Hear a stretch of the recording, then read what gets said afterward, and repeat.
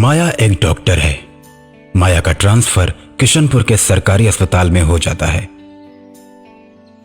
शाम के वक्त जब माया गांव में आती है तो देखती है कि गांव के लोग अपने कानों को ढके हुए हैं। कुछ लोग कपड़े से अपने कान को ढके हुए हैं और कुछ लोग हाथों से। बहन, ये सभी लोगों ने अपने कान क्यों ढके हुए हैं? डॉक्टरनी जी, जब आप भी शाम को बाहर निकलें तो अपने कान को ढक लिया करें, नहीं तो कामिनी आपके कान काट ले जाएगी। माया सोच में पड़ जाती है, फिर पूछती है, बहन कौन है ये कामनी? ये लोगों के कान क्यों काटती है? क्या पुलिस कुछ नहीं करती?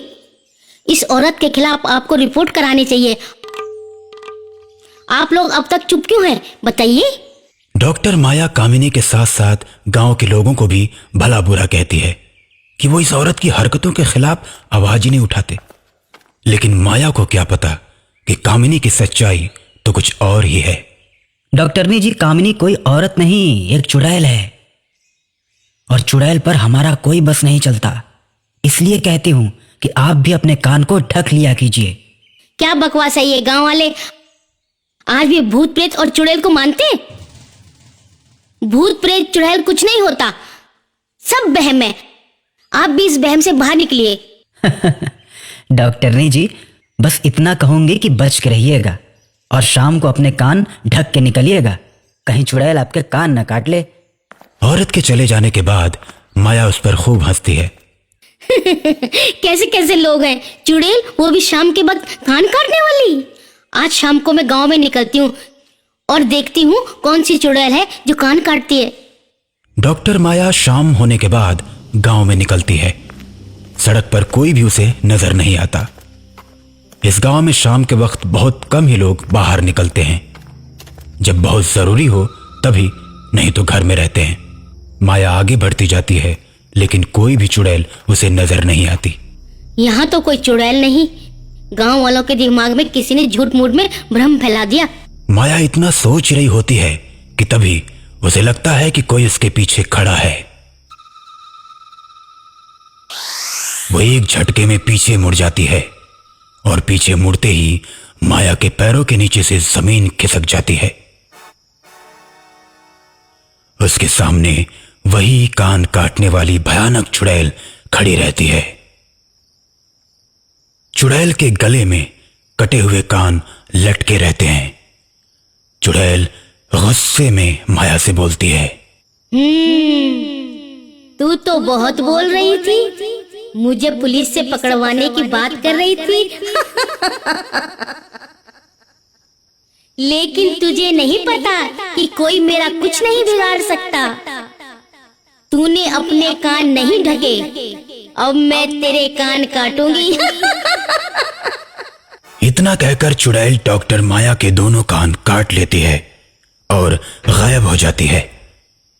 डॉक्टर माया रोती हुई अस्पताल में जाती है, जहां नर्स उसकी मरहम पट्टी करती है। थोड़ी देर के बाद वही औरत अस्पताल में आती है जिसने डॉक्टर माया को गांव में कान ढकने के लिए बोला था। क्यों डॉक्टर ने जी, मैंने आपको मना किया था ना, आपने मेरी बात नहीं मानी। मेरे साथ भी ये घटना हो चुकी है। उसके बाद वो औरत अपने सिर से साड़ी हटाकर कटे हुए कान दिखाती है। बहन, हमें जरूर कुछ करना होगा, हमें पुलिस में खबर करनी होगी।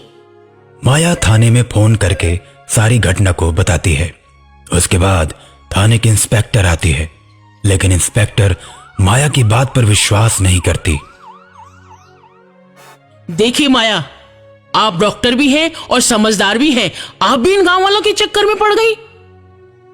ये भूत प्रेत कुछ नहीं होता, आपके कान किसी नकाब वाली औरत ने काटे हैं। पुलिस उसे जल्द से जल्द पकड़ लेगी।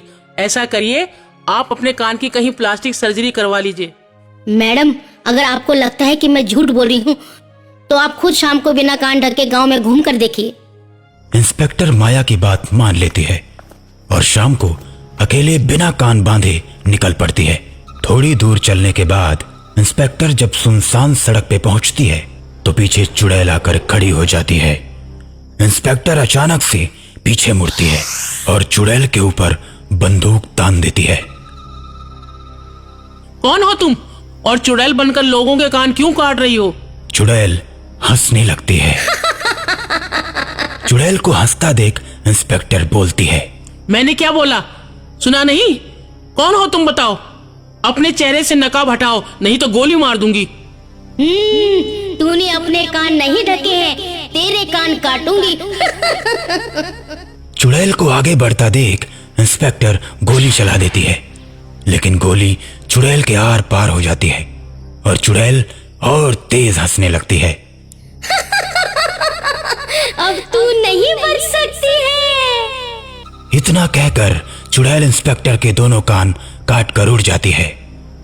कान कटने के बाद इंस्पेक्टर हॉस्पिटल की तरफ कराहते हुए भागती है और हॉस्पिटल पहुंचने पर डॉक्टर माया उसका इलाज करती है। मैडम, मैंने आपको मना किया था लेकिन आपने मेरी बात नहीं मानी। आखिर आपका भी कान कट ही गया। अब इस चुड़ैल को कोई पहुंचा हुआ इंसान ही मार सकता है। इसे रोकना होगा नहीं तो एक दिन सबके कान काट देगी। मैडम, मेरी जानकारी में एक बहुत पहुंचे हुए बाबा हैं, मैं उनको बुला लेती हूँ। अगले दिन बाबा किशनपुर गांव में आते हैं और शाम होने के बाद गांव में निकल पड़ते हैं। साथ में डॉक्टर माया और इंस्पेक्टर भी रहती है। कुछ दूर चलने के बाद बाबा को एक पेड़ के पास चबूतरा दिखाई देता है। बाबा दोनों को वहीं पर रुकने के लिए बोलते हैं और खुद आगे बढ़ जाते हैं। बाबा कुछ दूर चले ही होते हैं कि तभी उनके पीछे चुड़ैल आकर खड़ी हो जाती है। बाबा एकदम से पीछे मुड़ते हैं और बोलते हैं, अरे कौन है तू और लोगों के कान क्यों काटती है? बता नहीं तो तुझे अभी भस्म कर दूंगा।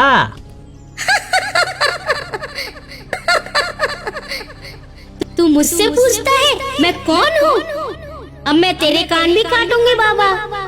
इतना कहकर कामिनी चुड़ैल बाबा के कान काटने के लिए आगे बढ़ती है, लेकिन बाबा कमंडल का जल फेंककर उसे बांध देते हैं। बाबा छोड़ दे मुझे, जाने दे, आजाद कर दे मुझे। अरे छोड़ दूंगा तुझे जाने दूंगा, लेकिन उससे पहले जिसके जिसके कान तूने काटे हैं वो कान लौटा दे। ठीक है, मैं सबके कान वापस लगा देती हूँ। और गांव में जिन जिन लोगों के कान कट चुके थे उन सब के कान वापस आ जाते हैं। उसके बाद बाबा कामिनी चुड़ैल को आजाद कर देते हैं। चुड़ैल किशनपुर गांव छोड़कर हमेशा हमेशा के लिए चली जाती है।